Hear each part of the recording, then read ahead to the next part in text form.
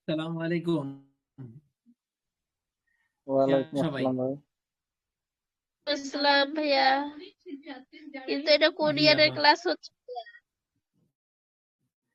আপা এটা কি আমাদের অপারেশনাল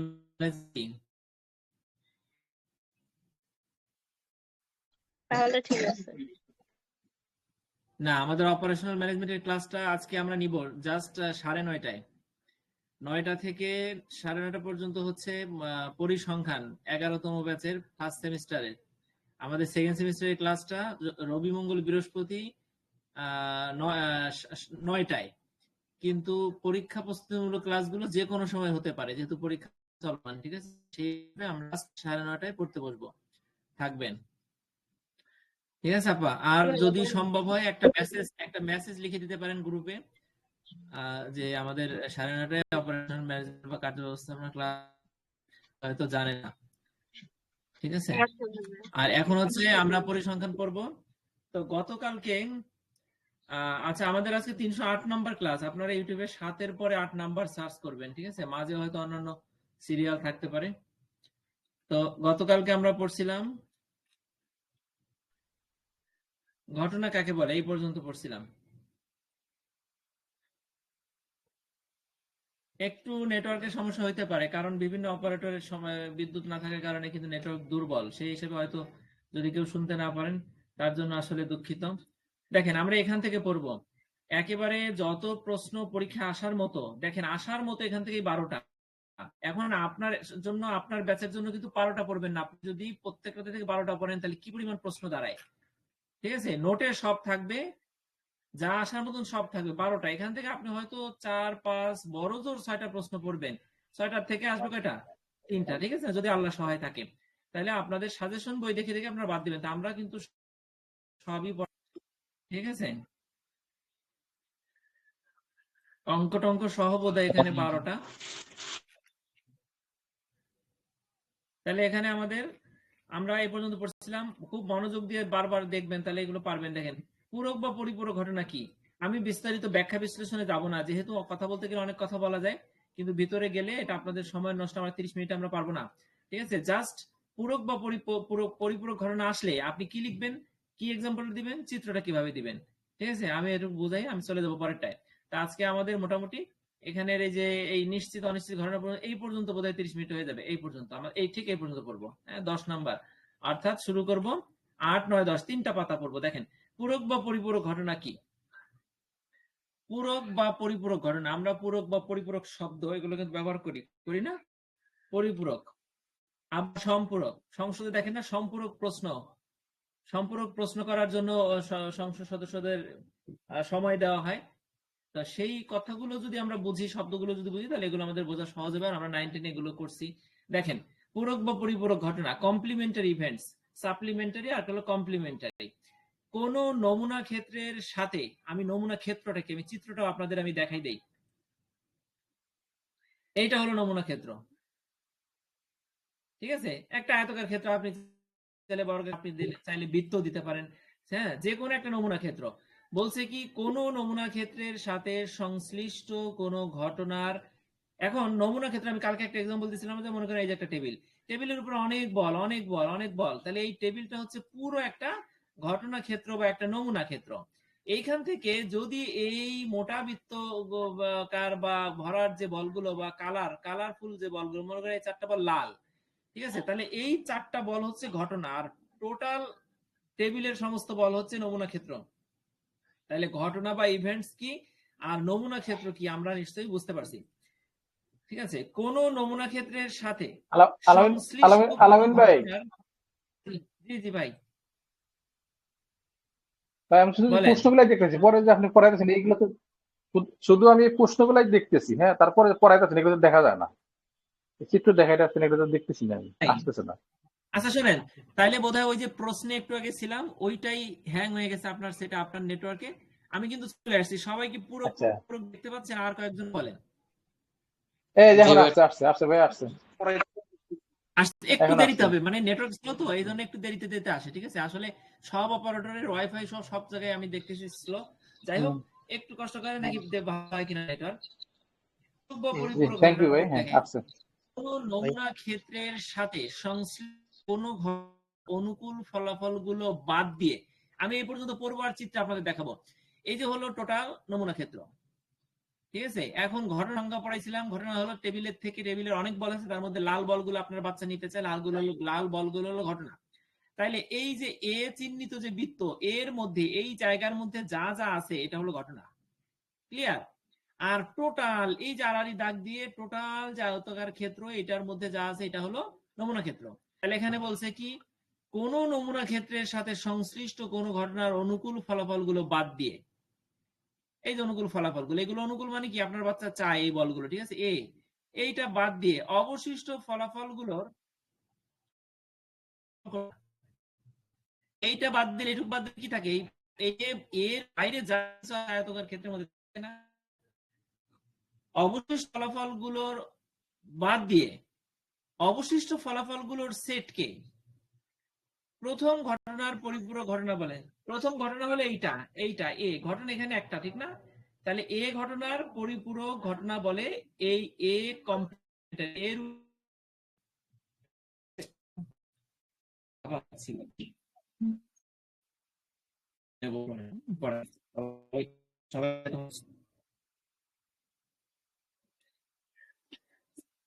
আচ্ছা দেখেন এইখানে, তাইলে আমি চিত্র পুরোটা পড়লে আপনারা আরো সহজে বুঝতে পারবেন। আর অনেকে বুঝে ফেলছেন, কিন্তু তারপরেও বারবার পড়াবো। দেখেন তাহলে পরিপূরক ঘটনা কাকে বলে আবার পড়ি। কোন নমুনা ক্ষেত্রের সাথে সংশ্লিষ্ট কোন ঘটনার অনুকূল ফলাফলগুলোকে বাদ দিয়ে, এই যে এটাকে বাদ দিয়ে অবশিষ্ট যা থাকবে সেই ফলাফলগুলোর সেটকে প্রথম ঘটনার এইটার এ এর পরিপূরক ঘটনা বলে। তাহলে এ এর পরিপূরক ঘটনা হচ্ছে এ কমপ্লিমেন্টারি। এইটুক যদি কেউ বুঝে থাকেন চিত্র দেখে তাহলে ভালো। আচ্ছা যদি না বুঝে না, পরের প্রশ্নটা পড়লে পরের চিত্রগুলো দেখলে হয়তো আপনার আরো ক্লিয়ার হয়ে আসবে, এবং আরো তো বাদ আছে আমি দেখাই। অর্থাৎ কোন পরীক্ষণের একটি নির্দিষ্ট ঘটনার বিপরীত ঘটনাই পরিপূরক ঘটনা। আমরা জানি এই যে টোটাল টেবিলের এইটুক যদি বাদ দেই তাহলে বাকি থাকে এতটুকু, আবার এই পুরো টেবিলের সবকিছু যদি বাদ দেই তাহলে বাকি থাকে এই বৃত্তের মধ্যে, সাদা বৃত্তের মধ্যে যা আছে, ঠিক আছে, কথাটা বুঝতে পারছেন। তাহলে একটার পরিপূরক ঘটনা আরেকটা, আমরা যদি এটুকু বাদ দিই তাহলে এটার পরিপূরক এইটা, আবার ওইটার পরিপূরক এইটা, ঠিক আছে। এখানে যদি দুই ক্যাটাগরির আছে, একটা হচ্ছে সাদার ভিতরে যা, আর একটা হচ্ছে পুরো টেবিল জুড়ে আর কিছু।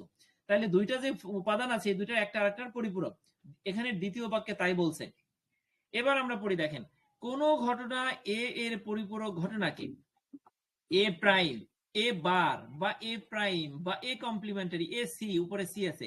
তাহলে এখানে এই চিহ্নকে কি বলে, আমার কাছে একটা ব্যাখ্যা অংশ আছে পরিসংখ্যানের, ঠিক আছে। অন্য কোনো বইয়ের ব্যাখ্যা অংশ পরিপূর্ণভাবে শেষ করতে পারি না, তবে পরিসংখ্যানের ব্যাখ্যা অংশ করছিলাম। এখানে বিভিন্ন টার্ম, বিভিন্ন সূত্র, বিভিন্ন প্রতীক, চিত্র, তারপরে বিভিন্ন যত পরিসংখ্যানের যত কিছু, মানে আমরা বুঝবো না হয়তোবা, তারা পরিসংখ্যানের ছাত্র না, গণিতের ছাত্র না, তাদের জন্য ওই শব্দগুলো চিহ্নগুলো বোঝা দরকার না।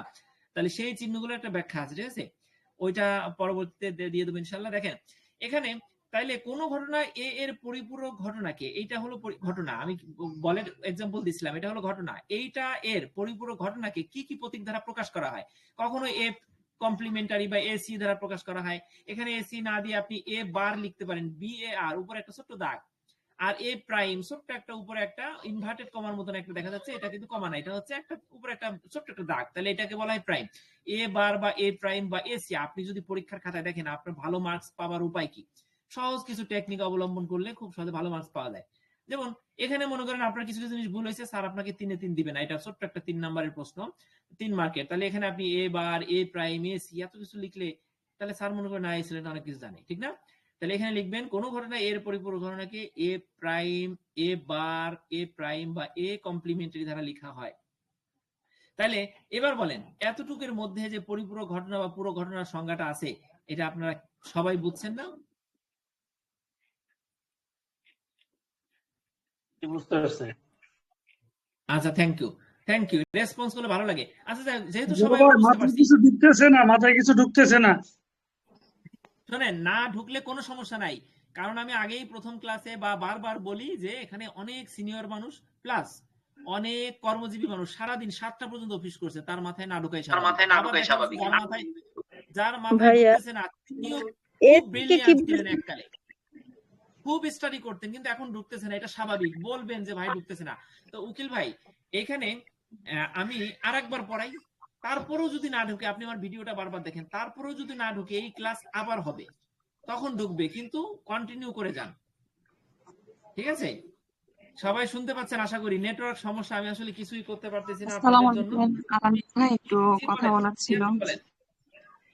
ভাইয়া ওই যে আসলে কথাটা কিভাবে নেবেন তো বলতে পারি না। আমার মনে হয় এভাবে আমাদেরকে প্রশ্নগুলো বাচ্চাদের মতো না পড়া, এটা তো আমাদেরই উচিত নিজেদেরকে সময় দিয়ে পড়াটা অ্যানালাইসিস করা। আমার মনে হয় প্রত্যেকটা চ্যাপ্টার ওয়াইজ অঙ্কগুলো একটু ভালো করে বুঝাই দিলে ভালো হতো আর কি, যদি কারো শোনেন, সমস্যা না হয় ভাইয়া। আচ্ছা শোনেন না, আমি একটা কথা বলি, শুনেন, আমি একটা বাস্তব কথা বলি, আপনারও কাজে লাগবে কথাটা। জি জি অঙ্ক জি টোটাল পরিসংখ্যানে কত মার্কের আসে? আপনি একটু বিগত বছরের প্রশ্ন ঘাটাঘাটি করবেন। 80-র মধ্যে আমি আন্দাজে বলি, 80-র মধ্যে মনে হয় 8 8 16 হয়তো 2টা 8 মার্কের অঙ্ক, বা 5, মানে 80-র মধ্যে আপনি তো ফুল 8 সেট প্রশ্ন উত্তর করবেন না, আপনি করবেন 5 সেট, ঠিক জি আছে? তাহলে 5-16 তে 80, তাহলে 5টা সেটের মধ্যে আপনি নিশ্চয়ই অঙ্ক যে সেটে আছে সেই সেট আপনি বেছে নিবেন না। কখন নিবেন? যদি বোঝেন যে না, অঙ্ক আপনি 100-তে 100 পারবেন, তাইলে হুম আপনি হুম বেছে নিবেন। আপনার টার্গেট থাকবে অঙ্ক ছাড়া 5টা সেট, যে আমি 16 মার্কের করে 5টা সেট প্রশ্ন উত্তর দিব, 5টা হুম দাগে, 5টার মধ্যে যাতে অঙ্ক না থাকে, কথা বুঝেন? তাইলে আপনি 5 সেটের মধ্যে 2 সেট অঙ্ক, এমনকি 3 সেটে অঙ্ক থাকে না, তাইলে হয় হুম। 24 না হয় 16 মার্কের অঙ্ক 80-র মধ্যে। জি, না ওই যে আমরা তো চ্যাপ্টার ওয়াইজ প্রশ্নগুলো তো ভাইয়া নিজেরা পড়ে ফেলতে পারবো, আপনি যদি একটু সাজেশন দিয়ে হেল্প করেন প্রশ্নগুলো নিজেরাই পড়ে ফেলতে পারবো ইনশাল্লাহ। ওই অঙ্কটাতে একটু হেল্প ভালো লাগতো আর কি। চ্যাপ্টার ওয়াইজ প্রশ্নগুলো যদি একটু কনফার্ম করে দিতেন, যদি কারো না, সম্মতি মানে থাকে আর কি। আমি চ্যাপ্টার ওয়াইজ প্রশ্ন বলতে কোনটা, মানে কি কি প্রশ্ন পড়বেন সেটা? হ্যাঁ হ্যাঁ হ্যাঁ, এই যে আমরা চ্যাপ্টার ওয়াইজ যাচ্ছি না, এখন সম্ভাবনা পড়াচ্ছেন না আপনি, তো ওখান থেকে হ্যাঁ 12টা প্রশ্ন দিলেন না, তো ওরকম যদি হ্যাঁ আমরা প্রশ্ন যেগুলো আছে ওগুলো তো আমরা পড়ে ফেলতে পারতেছি। হ্যাঁ, তো ওই চ্যাপ্টারে আর সময়টা ওয়েস্ট না করে আমরা যদি নেক্সট চ্যাপ্টারে বা অঙ্কগুলো নিয়ে যদি একটু পড়াশোনা করি, জি বুঝতে পারছি। ওগুলো তো শুনেন আমরা আপা, তো শুনেন, জি আপনি তো দশম ব্যাচে উঠে গেছেন, এরকম জি ভাই বোন আছেন যে মৌলিক ব্যবস্থাপনার একটা প্রশ্ন যদি আমি তাকে ছোট্ট করে সাইজ করে পড়াই দিই, উনি শুনিয়ে আয়ত্তে নিয়ে নেন, এরকম ভাই বোন আছেন। এখন যেহেতু আমাদের সবাইকে চলতে হয়, এই জন্য আমি বোধহয় যেভাবে পড়াচ্ছি এভাবে আমি কন্টিনিউ করে যাই। আপনি আচ্ছা যা আচ্ছা ঠিক বলতেছেন, আছে আপনার ভাই। যেটা দরকার সেটাই কিন্তু আমরা পৌঁছে যাবো ঠিক যথাসময়ে। আপনি জি একটু জি জি থাকেন, বুঝতে পারছেন এইটা। সালাম ভাই, আর একটা বিষয় হলো, দেখেন এই পরিপূর্ণ সালাম ভাই, ঘটনার আমার কথা প্রশ্নটা শুনছো? অনেক ভাই বোনের মাথায় ঢুকতেছে না। আলামিন ভাই প্রথম হ্যাঁ সেমিস্টার তাই না? ভাই, একটা প্রশ্ন ছিল। যে প্রথম সেমিস্টার, সবাই মিউট করে ফেলান আমার সাথে কথা না বলা পর্যন্ত, বা পড়াশোনা সংক্রান্ত বিষয়ে কথা না বলা পর্যন্ত সবাই মিউট করে ফেলান, ঠিক আছে? তো ইতিহাপা যেটা বলছে সেটা আমি বুঝতে পারছি। এখন ওইটা একটু ধৈর্য ধরেন, আপনাদের পরীক্ষা দশম ব্যাচের এখনো অনেকদিন আছে, মোটামুটি সবই আস্তে আস্তে শেষ হয়ে যাবে, এবং 5টা অধ্যায় শেষ হলে আপনি একটা বুঝতে পারবেন যে না, আমরা অঙ্ক সহ বেশ কিছু জিনিস আমরা পড়ে ফেললাম, ঠিক আছে? তাহলে একটু থাকেন। ঠিক আছে। আচ্ছা, এখন একটা কিছু কিছু প্রশ্ন আমি আমি আর একটু কথা বলি, যেমন মৌলিক ব্যবস্থাপনা, সাংগঠনিক আচরণ, যে অনেক প্রশ্ন নাই, এখন আসলে উত্তর হ্যালো ভাইয়া। হ্যাঁ হ্যাঁ, আমাদের বলে তো আরো 4টা সাবজেক্ট আছে না দিই। পরিসংখ্যান ছাড়া, আমি ওটার জন্যই বলছিলাম ভাই আসলে কথাটা। হ্যালো। আমরা একটা কাজ করতেছি যে একটা অধ্যায় এখান থেকে পড়ে পরিসংখ্যান কিন্তু শেষ করবো না, আপনাদের সবার জ্ঞাতার্থে বলি। প্রথম অধ্যায়টা শেষ করার পরে এই প্রথম অধ্যায়ের ভিডিওগুলো দেখবেন, প্রথম অধ্যায়টা আপনারা নিজেরা প্র্যাকটিস করবেন, আপা যেটা বললেন, ঠিক আছে? এরপরে কিন্তু আমরা অন্য সাবজেক্টে চলে যাব। জি জি জি, আমাদের আমি ওটা বলতে চাচ্ছি ভাইয়া, মানে প্রশ্নগুলো তো আমরা নিজেরাই সময় দিলে আমরা তো পারবো, এটা বলবেন আর কি। হ্যাঁ সেটাই। আর একটা বিষয় হচ্ছে, আপনাদের ইতিহাস সাজেশন যেটা আমি 15 তারিখে আপনাদের সাজেশন হয়ে তৈরি হয়ে যাবে, তখন কোন অধ্যায়ের কোন প্রশ্ন করবেন, কয়টা করবেন, সেটা কিন্তু আপনি পেয়ে যাবেন দশম বছর যারা আছেন, ঠিক আছে? আচ্ছা ঠিক আছে ভাই, ঠিক আছে। ওকে আপা, থ্যাংক ইউ। ঠিক আছে, এইভাবে পরামর্শমূলক কথাবার্তা বলবেন। আচ্ছা দেখেন, এবার আমরা এই প্যারাগ্রাফ যদি বুঝে থাকি তাহলে এখানে চলে যাই। যেমন লুডুর কোন ছক্কা একবার নিক্ষেপের নমুনা ক্ষেত্র, আমরা টোটাল জানি যে লুডুর ক্ষেত্রে নমুনা ক্ষেত্র 1 2 3 4 5 6, 6টা, 6 পাশি গাইস, 6টা হয়, ঠিক না? তাহলে টোটাল স্যাম্পল হ্যালো খালেদ নমুনা ভাই, ক্ষেত্র। একটু প্লিজ মিউট করেন। জি খালেদ ভাইকে বলতেছি যে একটু মিউট করার জন্য। আচ্ছা ঠিক আছে, 30 মিনিটের 15 মিনিট প্রায় চলে গেছে, আমরা একটু কন্টিনিউ করি, সবাই মিউট করেন, সবাই একটু এখানে টেলিগ্রামে আসার একটা কারণ হচ্ছে যে যদি নয় আমি যাতে মিউট করে দিতে পারি, ঠিক আছে, বা সহজে, এই জন্য টেলিগ্রামে ক্লাসটা করানো। তো আশা করি সবাই মিউট করছেন। আমি একজনকে মিউট করে দিলাম, সুদীপ্ত দাদা, আর সবাই মিউট আছেন, ঠিক আছে। তাহলে একটু মনোযোগ দেন সবাই, আমি সময়ের মধ্যে যাতে শেষ করতে। হ্যালো ভাইয়া। ছক্কা হ্যালো। হ্যাঁ জি জি, এই আমরা যে ক্লাস যে করতেছি, আমাদের ক্লাসের উদ্দেশ্য হচ্ছে এখানে আমরা অনেকে বুঝি অনেকে বুঝি না, ঠিক না? তো আমার প্রস্তাব হলো আপনি যেভাবে চালাচ্ছেন সেভাবে চালিয়ে যান, ঠিক আছে? আমরা যারা বুঝি আমরা সামনের দিকে এগিয়ে যাব, কিন্তু আপনি যেভাবে বুঝাচ্ছেন এভাবে বুঝান, এটা আমার প্রস্তাব। আচ্ছা ঠিক আছে, ওকে, ঠিক আছে, পরামর্শ দিচ্ছেন দুইজনে, ঠিক আছে, থ্যাংক ইউ। তাহলে এবার একটু মনোযোগ দিয়ে দেখেন, এই প্রশ্নটা আপনি পারেন। এখানে যারা আছেন তারা আমি মনে করি যে সবাই এই পরিপূরক প্রয়োগে দেখা বুঝেন, কিন্তু বলতেছে এই প্রশ্নটা কেমন, পরে কি লিখবেন সেটা যদি আপনাকে ধরাই দেই, তাহলে আপনার জন্য কিন্তু অনেক উপকার। আরো অনেক প্রশ্ন তো নিচে আছে, কাঠামো দেওয়াটা খুবই জরুরি, ঠিক আছে। তাহলে আমি সামনে মৌলিক ব্যবস্থাপনা প্রথম অধ্যায় পড়াবো, বিভিন্ন সাবজেক্টের প্রথম অধ্যায় পড়াবো, সেখানে দেখবেন যে বইতে অনেক প্রশ্নের উত্তরটা পরিপূর্ণভাবে নাই। তখন বুঝবেন যে একটা ক্লাসের বা একটা গাইডের কত দরকার, আমি যে গাইড দিচ্ছি এটার কতটা দরকার। তাহলে একটু সবাই মনোযোগ দেন। লুডুর কোন ছক্কা একবার নিক্ষেপের নমুনা ক্ষেত্র এস সমান 1 2 3 4 5 6 সেকেন্ড ব্র্যাকেট দিয়ে। এক্ষেত্রে জোড় সংখ্যা পাওয়ার ঘটনা, যদি আপনি বলেন যে লুডুর গুটি নিক্ষেপ করব আমি 6 পর্যন্ত পেতে পারি, আমার নমুনা থেকে 6 পর্যন্ত, কিন্তু জোড় সংখ্যা পাওয়ার ঘটনা, ঠিক আছে, আমার, তাহলে আপনি জোড় সংখ্যাকে দেখান। তাহলে সংখ্যা পাওয়ার ঘটনা এ, এটার মধ্যে 2 4 6, আমরা জানি 1 থেকে 6 এর মধ্যে জোড় 2 4 6, তাহলে জোড় সংখ্যা পাওয়ার ঘটনা হলো এ সমান 2 4 6। তাহলে এখন এই যে আমরা বলছিলাম না যে এ এর পরিপূরক ঘটনা বাকিটা, তাহলে যদি এ এই সাদাটার মধ্যে যদি 2 4 6 আনেন আপনি, তাহলে এই সাদা বাদে টেবিল জুড়ে যা আছে তা কত বলেন তো? 1 3 5, ঠিক না? তাইলে 2 4 6 এর পরিপূরক ঘটনা হবে এ বার সমান এস মাইনাস এ, এস মাইনাস এ, এস কোনটা? এস কিন্তু পুরোটা, এস এর মধ্যে কিন্তু এ ও আছে, এস কিন্তু পুরা সব। এস কত? 1 2 3 4 5 6, এস এর থেকে বাদ দিছি কত? এ সমান কত বলেন তো? 2 4 6, তাহলে এস এর থেকে এ বাদ গেলে থাকলো কত? 1 3 5। এখানে একটু একটা লাইনের ক্যালকুলেশন নাই, আমরা কিন্তু দেখেই বুঝতে পারছি, ঠিক না? আচ্ছা, তাইলে এই জিনিসটাই কিন্তু এখন আমি অনেককে লিখতে দেবো, অনেক কর্মজীবী ভাই আছেন তারা কিন্তু এই জিনিসটা লিখে দিতে পারবেন না। বুঝতেছেন, বুঝে ফেলছেন কি একটু মনোযোগ দিবেন। এই পরিপূরক বা পুরো ঘটনা যদি 3 মার্কে আসে, তাহলে আপনি কি লিখবেন? 3 মার্কে আসলে আপনার, আমি মনে করি যে আপনার এখানে যা আছে বাদ দেওয়ার সুযোগ নাই, ঠিক আছে। নোটে আমি মার্ক অনুযায়ী সাজাইছি, কিন্তু তারপরেও কিছু কিছু জিনিস আপনাকে আমি বলে দিব যে আমি দিছি, ঠিক আছে, এই 3 মার্কের জন্য এতটুকু হবে, তারপরে আপনি এটা বাদ দেন, কিন্তু এখান থেকে কিছু বাদ দেওয়ার সুযোগ নাই। এখান থেকে আপনি যদি 3 এ 3 পেতে চান তাহলে সবই দিবেন। সংজ্ঞা দিচ্ছেন, একটা গাণিতিক বিষয়ের সংজ্ঞা দেওয়ার পর তো তার একটা উদাহরণ দেখাইতে হয়। আর যেহেতু এইগুলো পুরো পরিপূরক, পুরো ঘটনার সাথে চিত্র খুবই রিলেটেড, এখানে চিত্রটাও তো এসে যায়। তারপরে যদি আপনার সময় না থাকে আপনি চিত্র বাদ দিতে পারেন, কিন্তু আপনি আরেকজন চিত্র দিলে সে 3 এ 3 পাবেন, আর আপনি যদি যেতে, ঠিক আছে। তাহলে আপনি এভাবে লিখলেন, চিত্র দিয়ে গেলাম। আসলে সম্পূরক, সম্পূরকের বর্জনশীলের চিত্রের মিল আছে, আবার অবর্জনশীলের চিত্রের মিল নাই, তবে এটার সাথে কাছাকাছি চিত্র, ঠিক আছে, একই জিনিস, এটা বুঝলে এটা আমরা পারবো। এবার দেখেন আমি দ্রুত এই 3টা পড়াই। সম্পূরক ঘটনা কি, সাপ্লিমেন্টারি ঘটনাটা কি? দেখেন, কোন দৈব পরীক্ষণে, যেহেতু আমরা প্রথম অধ্যায়টা পড়তেছি সম্ভাবনা, সম্ভাবনা মানে সব পরীক্ষায় দৈব, এই অধ্যায়ে যত কথা বলবো, যত পরীক্ষার কথা বলবো, সব পরীক্ষার কথা কি বলবো? আমরা দৈব ঘটনার কথা বলবো।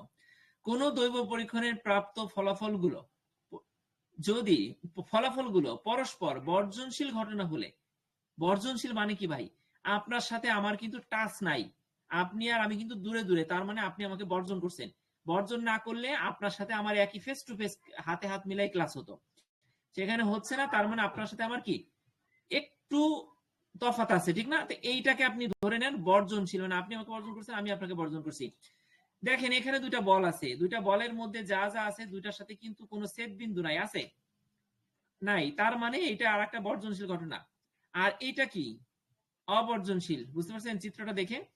আপনি চিত্র দেখে কল্পনা করবেন, এখানে বলছে কোনো দৈব পরীক্ষণের প্রাপ্ত ফলাফলগুলোর পরস্পর বর্জনশীল ঘটনা হলে এবং সম্পূরক, যখন সম্পূরক হবে তখন বর্জনশীলের কথা বলবেন, সম্পূরক হলে বর্জনশীল, আর পরস্পর বর্জনশীল হলেও তো বর্জনশীল। আমি মনে রাখার জন্য টেকনিক দিচ্ছি, দেখেন সম্পূরক হলে কি বর্জনশীল কথা আনবেন, বর্জনশীলের চিত্র দিবেন, আর যদি বর্জনশীলের কথা বলে তাহলে তো বর্জনশীল হবেই, আর যদি অবর্জনশীলের কথা বলে তাহলে অবর্জনশীল হবে না।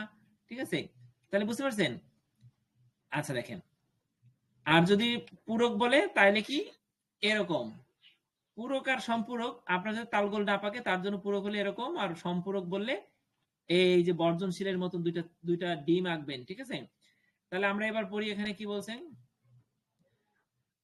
কোন দৈব পরীক্ষণের প্রাপ্ত ফলাফলগুলো পরস্পর বর্জনশীল ঘটনা হলে এবং তাদের সম্মিলিত সেট দিয়ে যদি নমুনা ক্ষেত্রে সমান হয় তাহলে ওই ঘটনাগুলোকে সম্পূরক ঘটনা বলে। ওই ঘটনাগুলোকে আমি আবার চিত্র দেখে আপনাদেরকে পড়াই। দেখেন, যদি একটা আয়তকার ক্ষেত্রের মধ্যে আপনি অনেকগুলো নমুনা রাখেন, সেখানে যদি দুইটা পরস্পর বর্জনশীল ঘটনা থাকে বা অনেকগুলো বর্জনশীল ঘটনা থাকে, যদি দুইটা ধরে নেই, তাহলে এদেরকে যে এরা এই দুইটা পৃথক ভাবে যদি একত্রিত করে দেই তাহলে যদি তার সমান হয় তাহলে ওই ঘটনাগুলোকে, এই এ এবং বি কে, ওই ঘটনাগুলো বলতে এ এবং বি কে বোঝাচ্ছে, এ এবং বি পরস্পর কি সম্পূরক। সম্পূরক মানে একজন আর একজনের সাথে মিলে টোটাল স্যাম্পল হচ্ছে, টোটাল নমুনা ক্ষেত্র হচ্ছে। ঠিক আছে, একটা বাদ দিলে নমুনা ক্ষেত্র হচ্ছে না পুরোপুরি। তাহলে এখানে সংজ্ঞাটা আমি আবার পড়ি। কোন দৈব পরীক্ষণের প্রাপ্ত ফলাফলগুলো কেমন হলে, পরস্পর বর্জনশীল ঘটনা হলে এবং তাদের সম্মিলিত সেট পুরোটা মিলে যদি পুরো নমুনা ক্ষেত্রে সমান হয় তাহলে ওই ঘটনাগুলোকে সম্পূরক ঘটনা বলে। ক্লিয়ার? সংজ্ঞাটা একটু চিত্র দেখবেন, পড়বেন, বুঝবেন, বুঝে বুঝে পড়বেন, তাহলে সংজ্ঞাটা কি বুঝে যাবেন আপনি, এবং লিখবেন খাতায়। ঠিক আছে, আচ্ছা যদি না লিখতে পারেন বারবার পড়েন, পরীক্ষার আগের দিন লিখেন। যেমন ভাই আমার আমরা এক্সাম্পল আমরা ছাত্র থাকতাম না, আমরা তো টিচার হয়ে যেতাম। না, সেটাই সেটাই সেটাই তো এখন এই জন্য বলতেছি বারবার পড়া এবং বারবার দেখা এবং ভয় না করা, এগুলো খুব সহজ। মৌলিক বাইরে ব্যবস্থাপনা বুড়া বয়সে আর মাথায় ঢুকে না রে ভাই। হ্যালো ভাইয়া, ধৈর্যের ফল মিষ্টি হয়, ঠিক আছে, ধৈর্য ধরেন। হ্যাঁ, আপনার তো চুলদারি পাকে নাই দেখতেছি, ওই চুলদারি পাকা ভাই বোনরাও মৌলিক পরিসংখ্যানে পাশ করেছে হাসতে হাসতে, কিছু পড়ে নাই। আমাদের একজন ম্যানেজার আছে এখানে, উনি টোটালি মানে উনি অনেক বড় ম্যানেজার, উনি ব্যাংকের, উনি পড়ার কোনো টাইম পায় না, কিন্তু উনি পরিসংখ্যান দিয়ে আসছে, মৌলিক অবস্থানে দিয়ে আসছে, উনি কিছুই লিখে শেষ করতে পারে না, হাত চলে না, তারপরে উনি হাসতে হাসতে বেরোয়। তো এই টেকনিক গুলো শিখাই দেবে, টেকনিক গুলো বুঝতে পারবেন আপনি না, আস্তে আস্তে। আমি আমি কমার্স ব্যাকগ্রাউন্ডের, আমার জন্য মানে লেখার তো সমস্যা না, বাট পড়াশোনা তো দীর্ঘ হ্যাঁ গেপ, এই জন্য সমস্যা। হ্যাঁ হ্যাঁ, অনেকে আবার যারা লেখেন অফিসে আসলে টুকটাক যদি practice লেখা আসলে হয়, তারা ভাইয়া তো একদম ম্যানেজারের প্রতি খুব ভালোবাসে, তো এর জন্য ম্যানেজার জিনিসটা ভাইয়ের ভিতরে আমি একদম গেঁথে গেছে, বুঝছেন? ম্যানেজারের এক্সাম্পল দেই কেন, কারণ ম্যানেজার ফার্স্ট সেমিস্টার থেকে এই পর্যন্ত বিভিন্ন ঘটনার সাক্ষী, মানে ওনাকে দিয়ে আমি পুরো সব বুঝাইতে পারি, যারা বয়স্ক আছেন তাদেরকে আমি বুঝাতে পারি বিধায় ওনার এক্সাম্পলটা দিই। উনি মৌলিক ব্যবস্থাপনার দিন হাত বন্ধ করে একবার কিছু লিখতে পারে নাই, তাহলে এরকম হবে ভাই না? আমরাও ভাই আমরাও তো বিভিন্ন ভাই শ্রেণীর আমরাও মানুষ আছি, ব্যাংকের, আমাদেরকে আমাদেরকে অপমান দিয়ে করেন না। তখন দিয়ে ভাই আমি অপমান করতেছি না, সরি, মানে আমি বুঝাচ্ছি এই কারণে যে আমরা যত বড় কর্মকর্তা হই না কেন, যত বড় ব্রিলিয়ান্ট স্টুডেন্ট হই না কেন, এই পরীক্ষার হলে কিন্তু যদি আপনি 1 বছর 2 বছর না লেখেন তাহলে কিন্তু আপনি পরীক্ষার হলে আপনি কিছু না। ঠিক আছে, তো এই জন্য আমি এই কথাটা বাস্তব। হ্যাঁ এই জন্য বলতেছি যে আমরা যত বড়ই ব্রিলিয়ান্ট স্টুডেন্ট হই না কেন, এই মৌলিক ব্যবস্থাপনা আমরা ফেল করে আসবো। কারণ হচ্ছে মৌলিক ব্যবস্থাপনা হাত চলবে না অনেকের। ঠিক আছে, 2টা প্রশ্ন আপনি লিখবেন আর 3টা লিখতে পারবেন না, তো এই জন্য আমি বিষয়গুলো বললাম। ঠিক আছে, তো দেখেন কারণ ভাই সারাদিন কাজ করে এসে মানে এগুলা পড়াটা অনেক টাফ হয়ে যায়, তো আপনি যেহেতু আছেন সেই কারণে আমরা অনেকভাবে হেল্প পাচ্ছি আর কি, সাপোর্ট পাচ্ছি, আশা করি সামনের দিকে ভাই পাবো। অফিসে তোমার পিয়নকে কাজ করানো যায়, এখানে কি লেখাপড়া কি অন্য জনকে করানো যায় না? মানে অফিসে তো আমরা একটা কাজ না পারলে পিয়নকে অফার করি, এই বলি সেই বলি, এটা করো সেটা করো, তো এখানে তো আর এই সুযোগটা নাই, এখানে তো নিজের করতে হয়। হ্যাঁ হ্যাঁ, যে এখানে নিজের করতে হয়, কাজ তবে নিজেই করতে নিজের হবে, নিজের উদ্যোগ নিয়ে করতে হবে। না বুঝলে আলামিন ভাই আছে, আলামিন ভাই সুন্দরভাবে বুঝায়, দেখছেন? আপনার প্রশ্ন থাকলে আপনি বলবেন ভাই, কোনো সমস্যা নেই। ঠিক আছে তানজির ভাই, তানজির ভাই দেখেন, তাহলে এবার আমরা পড়ি। দেখেন, আচ্ছা দেখেন এবার তাহলে এখানে চিত্র এটা শেষ না? আচ্ছা এবার দেখেন সম্পূরক ঘটনা। তাহলে আপনি এই পর্যন্ত বুঝতে পারছেন। এবার চিত্রটা কি? একটি মুদ্রা নিক্ষেপ পরীক্ষার ফলাফল হচ্ছে এ এবং বি। মুদ্রা নিক্ষেপ করলেন, তাহলে মনে করেন আপনি মুদ্রা অনেকবার নিক্ষেপ করলেন, তাহলে মনে করেন যে আপনি কখনো কখনো একবারে মুদ্রা নিক্ষেপ করেন, আমি মুদ্রা নিক্ষেপ করলাম, আমার ফলাফলগুলো এইটা, আপনি মুদ্রা নিক্ষেপ করেন, আপনার ফলাফলগুলো এইটা, এ এবং বি। যেহেতু তারা পরস্পর বর্জনশীল, আর মুদ্রা নিক্ষেপ করলে কিন্তু একটার সাথে একটা কি হবে, আলাদা আলাদা পরীক্ষা। একটা মুদ্রা নিক্ষেপ করলেন, পরীক্ষা কিন্তু আলাদা, আর একটা মুদ্রা নিক্ষেপ করলেন, পরীক্ষা আলাদা। তাইলে এখানে যেহেতু তারা পরস্পর বর্জনশীল এবং তাদের সম্মিলিত সেট এ এবং বি হচ্ছে ওই নমুনা ক্ষেত্র, অতএব ঘটনাদ্বয়কে সম্পূরক ঘটনা বলা হয়। অথবা আপনি মুদ্রা নিক্ষেপ না বলে আপনি বলতে পারেন যে ধরি একটা পরীক্ষার ফলাফল হচ্ছে এ এবং বি, হ্যাঁ, দুইটা পরীক্ষার ফলাফল বা আলাদা আলাদা একটা পরীক্ষার আলাদা আলাদা ফলাফল হচ্ছে এ এবং বি, এ একটা ফলাফল, বি একটা ফলাফল, তাহলে তারা পরস্পর বর্জনশীল হলে, হ্যাঁ, এবং তাদের সম্মিলিত সেট যদি পুরোটা মিলে হয়, এ এবং বি মিলে হয়, তাহলে নমুনা ক্ষেত্র ওই পরীক্ষাটাই হলো নমুনা ক্ষেত্র। অতএব ঘটনাদ্বয়কে সম্পূরক ঘটনা বলা যেতে পারে। এবার চিত্রটা কি আছে দেখেন, টোটাল এস, এখানে আপনি আলাদা আলাদা দুটো বৃত্ত আঁকবেন। বৃত্ত আঁকার পরে 2 4 6 দিলেন, 1 3 5 দিলেন, ঠিক আছে, 2 4 6 1 3 5 এ এবং বি লিখে আপনি নিচে দিয়ে দিলেন সম্পূরক ঘটনার চিত্র। এটাকে ভেন চিত্র বলে, ঠিক আছে। এইভাবে চিত্র লেখার পরে এবার দেখেন এ এবং বি দুটি পরস্পর বর্জনশীল ঘটনা, যেহেতু তারা বর্জন করছে, টাচ করে নাই, তবে নমুনা ক্ষেত্র বা এস এর সম্পূর্ণ নমুনা ক্ষেত্রের নমুনা বিন্দুগুলো হলো 1 2 3 4 5 6। আপনি টোটাল নমুনা ক্ষেত্রের মধ্যে দুটা বৃত্তের মধ্যে আলাদা আলাদা থাকলে কি হবে, পুরো নমুনা ক্ষেত্রের 1 2 3 4 5 6 তো পুরোটা, ঠিক না? তাহলে সম্পূর্ণ নমুনা ক্ষেত্রের নমুনাগুলো 1 2 3 4 5 6। অতএব অর্থাৎ এ এবং বি তাদের সম্মিলিত সেটই হলো নমুনা ক্ষেত্র। এ এবং বি যদিও বর্জনশীল, তারপরেও তাদের সম্মিলিত সেটটাই নমুনা ক্ষেত্র, ঠিক আছে। এটাই হলো সম্পূরক ঘটনা।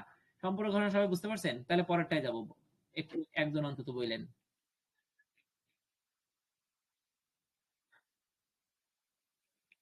উকিল ভাই, আপনি বুঝতে পারছেন? আচ্ছা ঠিক আছে, যদি বুঝে থাকেন তাহলে এবার পরে চলে যাচ্ছে। দেখেন বর্জনশীল। আচ্ছা এবার দেখেন, এবার যে দুইটা প্রশ্ন আপনারা পড়বেন সেটা হলো বর্জনশীল এবং অবর্জনশীল, ঠিক আছে। দুইটার মধ্যে একটু মিল আছে, আপনারা দুইটা একটু সহজে পড়তে পারবেন। আচ্ছা দেখেন, কোন দৈব পরীক্ষণে যদি 2 বা ততোধিক ঘটনা এমন হয় যে তাদের যে কোনো দুটি ঘটনা একত্রে ঘটা সম্ভব নয়, তাহলে ওই ঘটনাগুলোকে পরস্পর বর্জনশীল ঘটনা বলে। যেমন 2 4 6 জোড় সংখ্যার কথা যদি বলি, কখনোই বেজোড় সংখ্যা আসবে না, ঠিক আছে। তাহলে 2 4 6 এসে গেছে আলাদা। যদি আবার 1 3 5 বেজোড় সংখ্যার কথা বলি, তাহলে বেজোড় সংখ্যা কখনো বেজোড়ের মধ্যে জোড় আসবে না, তাইলে হচ্ছে তাদের একত্রে ঘটা সম্ভব নয়। তাহলে ওই ঘটনাগুলোকে পরস্পর বর্জনশীল ঘটনা বলে। একজন আরেকজনকে, জোড় সংখ্যাগুলো বেজোড় সংখ্যাকে বর্জন করছে, বেজোড় সংখ্যা জোড় সংখ্যাকে বর্জন করছে, ঠিক না? আমি পরীক্ষায় বোঝার জন্য আমি কিছু কল্প কথা বলি মাঝে মধ্যে। এখানে দুইটা একে অপরকে বর্জন করছে। সংখ্যাটা আমি আবার পড়ি, দেখেন, কোন দৈব পরীক্ষণে যদি 2 বা ততোধিক ঘটনা এমন হয় যে তাদের যে কোনো দুটি ঘটনা একত্রে ঘটা সম্ভব নয়, দুটা ঘটনা একসাথে ঘটনা সম্ভব নয়, তাহলে এই ঘটনাগুলোকে পরস্পর বর্জনশীল ঘটনা বলে। এই যে সংজ্ঞাটা শেষ, আপনি চাইলে এই সংজ্ঞার পরে একটা স্পেস দিবেন, ঠিক আছে, একটা স্পেস দিবেন। এক্ষেত্রে ঘটনাগুলোর মধ্যে কোনো সাধারণ বিন্দু থাকে না। বলেন তো সাধারণ বিন্দু আছে? কমন বিন্দু আছে? নাই। যেমন a সমান 2 4 6, b সমান 1 3 5, এই বলেন তো এখানে 2 4 6 আছে, কিন্তু এখানে কি 2 আছে? এখানে যদি 1 2 থাকতো তাহলে কিন্তু তারা কি হতো বলেন তো? বর্জনশীল হতো না। বর্জনশীল হতো না, তার মানে a সমান 2 4 6, b সমান 1 3 5 ঘটনাদ্বয় পরস্পর বর্জনশীল ঘটনা। তাহলে এই পর্যন্ত যদি আপনি দুইটা প্যারাগ্রাফ দিবেন এখানে, অথবা একটা প্যারাগ্রাফ হয়ে গেল। এখন চিত্রটা দেখেন, ভেন চিত্রের সাথে দেখানো হলো। ওই যে উপরের মতো আয়তকার ক্ষেত্র দিলেন, সেম উপরের চিত্র, খালি এখানে সম্পূর্ণ ঘটনা বলতে এখানে বলছে এ এবং বি পরস্পর বর্জনশীল ও বিচ্ছিন্ন ঘটনা। এখন কালকের মতো গ্রেপ ভাইন বা আঙ্গুর লতা, এই দুটা কিন্তু 2 3 জন ভাই, একজন বলছে ভাই নোটে নাই, আমি দিছিলাম আঙ্গুর লতা, আর উনি গ্রেপ ভাইন পড়ার জন্য গ্রেপ ভাইনটা পান নাই, কিন্তু নোটে নাই, এটা আমাকে দেন। আচ্ছা, আরেকজন বলছে ভাই এটা তো আমি আঙ্গুর লতা পড়ে গেছি, কিন্তু গ্রেপ ভাইন আসছে আমি তো এটা বুঝতে পারি নাই, আসলে পরে দেখলাম গ্রেপ ভাইনের ইংরেজি বাংলাটা আঙ্গুর লতা, তাহলে এটা তো আমার ভুল হয়ে গেছে। আরে ভাই কি করবো? তাহলে এখানে দেখেন, এখানে কিন্তু বর্জনশীল ঘটনা আর বিচ্ছিন্ন ঘটনা এক জিনিস। বর্জনশীল আর বিচ্ছিন্ন, ঠিক না? বিচ্ছিন্ন মানে একটা মিল না। এইগুলো কিন্তু কিছু কিছু সম্পূরক কথা বা কিন্তু আপনি মনে রাখবেন। এবার আমরা চলে যাব অবিচ্ছিন্ন ঘটনা। এটা হলো বর্জনশীল, এটা হলো বিচ্ছিন্ন, এটা হলো অবিচ্ছিন্ন। আসসালামু আলাইকুম। জি ভাই। আলামিন ভাই, এখানে বিচ্ছিন্ন ঘটনা ঘটতেছে। আপনি যে পড়াচ্ছেন যে বিচ্ছিন্ন ঘটনা নিয়ে, কিন্তু এখানে ঘটতেছে বিচ্ছিন্ন ঘটনা। আপনি যে পড়াচ্ছেন, কেউ এটা মানে পজিটিভলি নিচ্ছে না, এটাও তো বিচ্ছিন্ন ঘটনা হয়ে যাচ্ছে। পজিটিভলি নিচ্ছে না কেন বলেন? অনেকে নিচ্ছে না, এই যে আপনার সাথে মানে কি বার্কিং করতেছে, টকিং করতেছে। তা আপনি যে পড়াচ্ছেন ছাত্রদেরকে নিতে হবে, তাহলে তো এটা বিচ্ছিন্ন হবে না। এটা তো নিচ্ছে না, ছাত্ররা না নিচ্ছে না, কেউ প্রশ্ন করতে, তাহলে এটা বিচ্ছিন্ন ঘটনা হচ্ছে না। এটা বাকিদেরকে বোঝানো বললাম আর কি। না, জি জি, ঠিক আছে। এখন একটা বিষয় হচ্ছে কি, মানে ভাই যেটা বলতে চাইলেন, ভাই মোস্ট সিনিয়র মনে হলো, উনি যেটা বলতে চাইলেন সেটা হলো যে আমরা যদি কোনো প্রশ্ন না বুঝি, হ্যাঁ, কোনো জায়গায় আমার ভুল হয় অথবা কোনো জায়গায় অস্পষ্টতা থাকে অথবা আপনি বুঝেন নাই, সেই জিনিসগুলো তখন বলার জন্য আমরা কথা বলবো, 1 নাম্বার।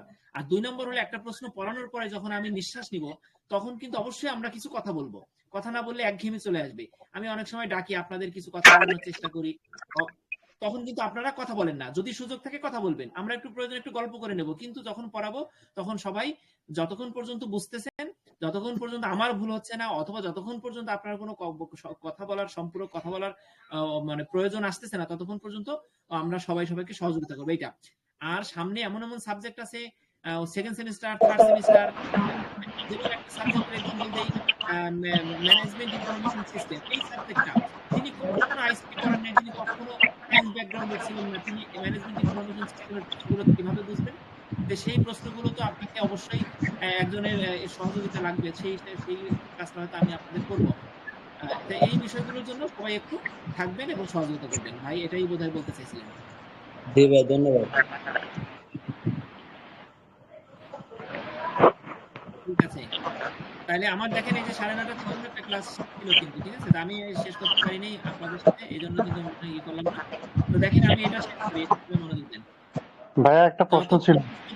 এগুলোর থেকে আপনার 80 মার্কের মধ্যে আমি 3 মার্কের আনসার কিন্তু আউট করে দিয়েছি। 80-র মধ্যে 3 আপনি পেয়ে গেছেন। তাহলে একটু মনোযোগ দেন। অপর্যনশীল ঘটনা কাকে বলে? দেখেন, কোন দৈব পরীক্ষণে সেম এইটার সংজ্ঞাটাই আপনি এখানে দিবেন বিপরীতে। কোন দৈব পরীক্ষণ, ওখানেও কিন্তু ছিল দৈব পরীক্ষণে। যদি এখানে বলছে 2 বা ততোধিক, এখানে বলছে 2টি, যদি 2টি ঘটনা এমন হয় যে তাদের একত্রে ঘটায়, ওখানে বলছিল যে 2টি ঘটনা একত্রে ঘটা সম্ভব নয়, আর এখানে বলছে 2টি ঘটনা তাদের একত্রে ঘটা সম্ভব। দেখছেন, বিপরীত। তাহলে ঘটনা দুটিকে পরস্পর অবর্জনশীল ঘটনা বলে। বলেন তো, এটা যে পারবে আর যে মনোযোগ দিতে সেটা পারবে না? অবর্জনশীল ঘটনা বলে।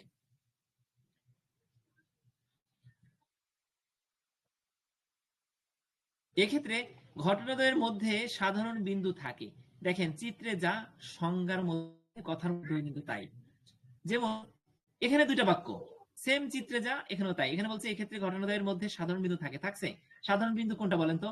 এখন বলেন, এখানে দেখেন 1 2 4, 1 2 4, আর এখানে আছে 2 5 3। আপনি এখানে কিন্তু বিজোড়ের কথা আসবে না। এখানে মনে করেন আমার দরকার 1 2 আর 4, আপনার দরকার 2 5 3, আপনি এ আমি বি। এখন টোটাল আয়তকার ক্ষেত্রের মধ্যে নমুনা আছে 1 2 3 4 5, 5 পর্যন্ত আছে, 6 নাই। এখন আপনার চিত্রটা এইভাবে আঁকতে হবে। এরকম যদি 1 2 4 5 6 লেখেন, তাহলে হয়তো এরকম ভাবে আপনি 2 কে কমন করতে পারবেন না। কাজে আপনি 6 বাদ দিয়ে 1 2 4 2 5 3, 6 কেন বাদ দিছি? 6 বাদ না দিলে তো কমন করা যায় না, তিনটা করে করা যায় না, ঠিক আছে? আচ্ছা, তাহলে 1 2 4 2 5 3 দুইটা চিত্রকে আপনি কম্পাস দিয়ে ইয়ে করে দিবেন, মিশাই দিবেন। তাহলে এখানে এ এবং বি, তাহলে 1 2 4 দুইটা কিন্তু কমন, দুইটা কিন্তু ছেদ বিন্দুতে আছে, ঠিক আছে? তাহলে এ এবং বি পরস্পর অবর্জনশীল এবং অবিচ্ছিন্ন ঘটনা। ক্লিয়ার? আচ্ছা, তাইলে বলেন তো এখানে এই প্রশ্নটা বুঝতে কারো বাকি আছে নাকি নাই? সবাই একটু একজন রেসপন্স করেন অন্তত। হয়ে গেছে না? তাহলে আমি কি পরের প্রশ্নটায় যাব নাকি আমি রেখে দিব? আমাদের টাইম তো ইয়ে হয়ে গেছে। যাই হোক, আমি যেহেতু ঘোষণা দেওয়া ছিল না, হয়তো কার্য ব্যবস্থাপনার ভাই বোনরা হয়তো এখনো আসবেন না বা থাকবেন না, তো আমি এই প্রশ্নটা, যেহেতু আমার পরিকল্পনায় ছিল যে আমি 30 মিনিটের মধ্যে এটাও পড়াই দিব, হ্যাঁ, এই প্রশ্নটা আমি কি দেখাবো নাকি আমি রেখে দিব? আপনারা কি বলেন? ভাই একটা আমার কথা আছে।